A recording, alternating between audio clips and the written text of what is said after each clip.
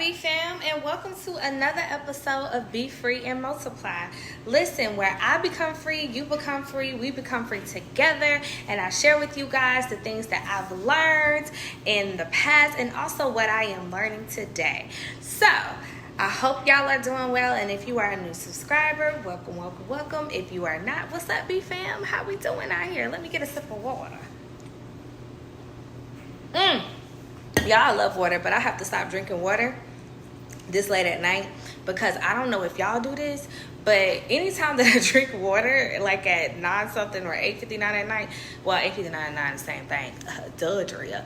I wake up in the middle of the night and I always gotta go to the bathroom. And it just be interrupting my good sleep, and I just be walking like this, like a zombie. And I'm like, Drea, stop drinking water. Okay, I'm gonna stop drinking water. All right, but y'all didn't come here to hear me ramble. So let's get to it. All right, today's topic is God challenged my femininity. God challenged my femininity. Okay, all right. And I say, y'all see why I say it like that. So, story time. Okay, we about to have a little story time. So for those of you who do not know, I was raised by my father because my mother passed away when I was just a baby.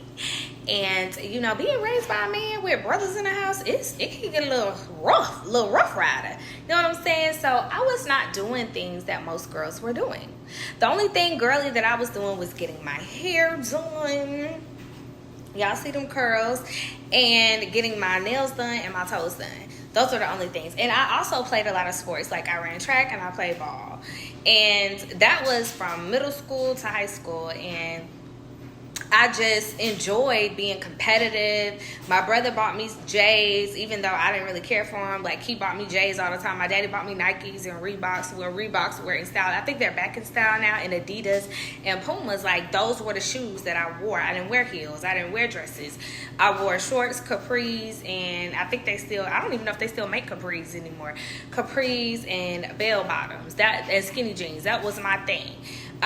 So, you know, I was a little rough. And even with dating, like, if I'm thinking about it correctly, I actually dated a lot of men that I had to lead. Well, I ain't gonna say a lot of men now, but I dated men that I had to lead, and they had no masculine bone in them. Okay? And I could be very rough with my mouth, and especially with females, because I was raised by a man, so the masculine thing to do is say it straight how it is, and men don't take offense to that, but females do. So if you were my friend, like, you really had to understand, like, where I came from and how I was raised to have a better understanding of why I am the way that I am. But God interrupted all that. And he sent me a friend, a homeboy, that challenged that. So he sent me a friend that challenged that.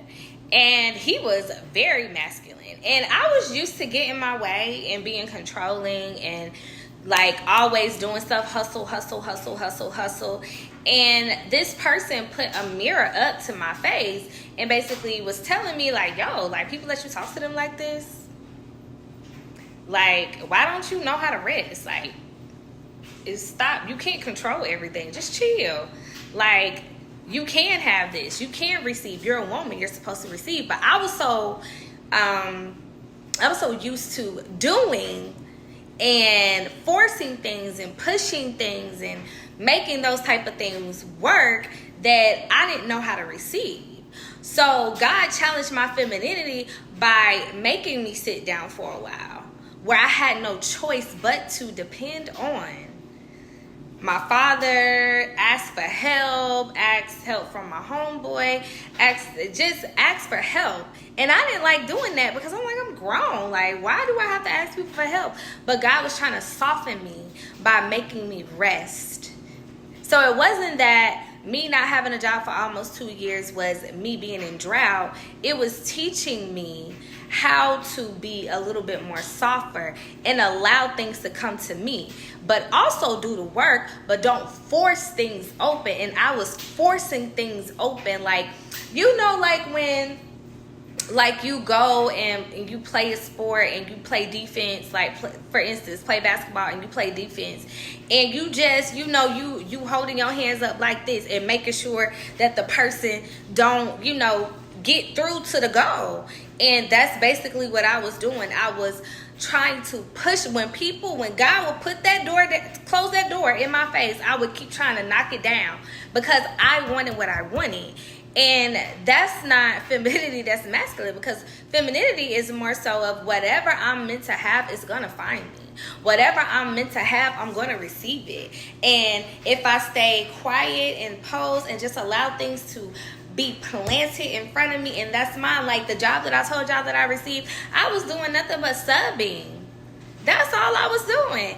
And they said, well, why won't you just take the job? And I got the job, so I don't have to go and look for jobs. They come to me. I don't have to go and look for a man. He will come to me. I don't have to go and look for opportunities. They will come to me. They can come to you just by you sitting at a coffee shop and somebody seeing you because you're so soft and your energy is presenting as you're welcoming, and they just ask you, hey, like, I just want to have a conversation with you.